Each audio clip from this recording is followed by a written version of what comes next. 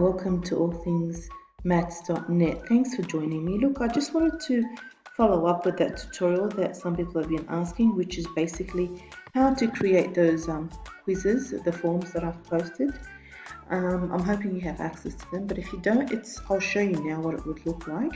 So basically it's using this software, it's called Problematic, and I'll show you again here how to install it into your Google Forms. But, if you don't know what it is, just go problematic.com and register. It's for free. And the quiz that I'm doing now is also for free.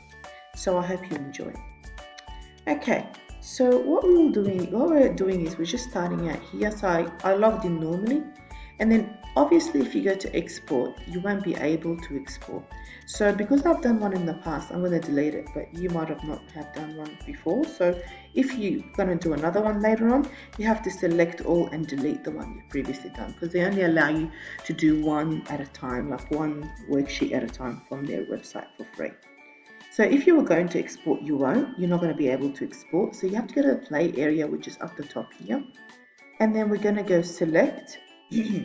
Now there's all these regions to select from, and I'm assuming they're all different regions in the States and all different maths problems. So you can go inside of them if you like, and you can pick the problems. I'm just going to do a quick one, pick 5 problems from here and 5 problems from there. Ideally, if you are putting it for students, you do want to examine the questions and make sure they are suitable for your students.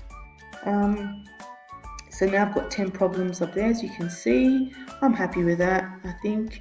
So I'm just going to go to rename it. So I'm going to give it a rename now. I'll call it Google Quiz. Now for some reason that didn't pop up when I came to do it again, so I'm not sure if it's a function malfunction on their part, but anyway. So I went to export, and then it's at the bottom there, the green button. I clicked Google Quiz. I mean, you can go to the classroom button, but I didn't try. And close. Now, what I'm going to do is I'm going to just open up my drive.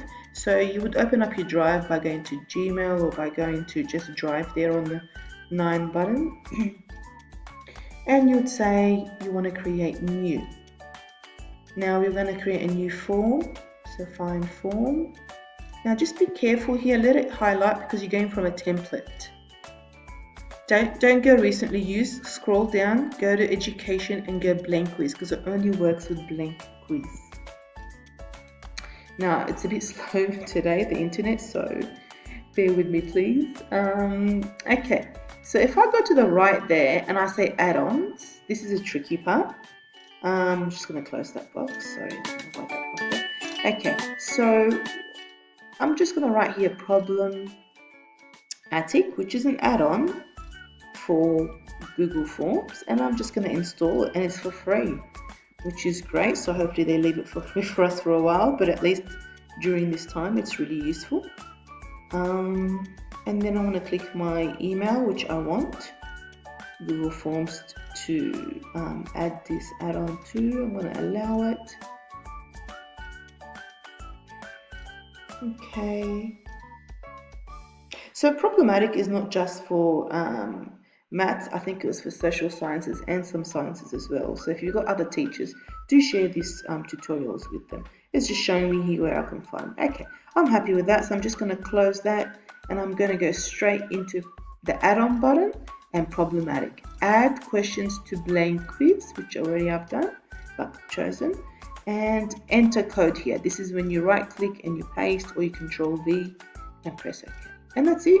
Honestly, that is it. Now it did bring up my old worksheet, which I had, the name, not the actual worksheet. So I'm just going to change that. So quiz, I just called it quiz, and there it is. And you'll notice that even the actual solutions are embedded, which is such a time-saving activity if you're really, time poor, which we all are, of course. Teachers are always time poor. Okay, so then I'm just going to make sure that I can see the answers, which I did. and I'm happy with them. If you're not, you can always modify the answers by right-clicking that green button there and making sure sometimes people make mistakes, so if you like to go through it before you submit it to your students, that's obviously an option. Or if some students, protest some answers and you want to fix it in your quiz, I might do a tutorial later on how to actually do a quiz from scratch. And if you want, you can just drop me some comments in the comment box if you like. And now I'm just going to send it, not actually send it, but I'm just going to copy the link to my quiz and post it to Google Classroom. And that's it really. There's nothing more to it, and you can see it there in my drive. It's sitting there. I think I got worried that I couldn't see it because it does take a while when the internet is slow to upload. So just be patient, and don't forget this is not a software, it's a live software. So you have to keep uploading it. Think of it like your email.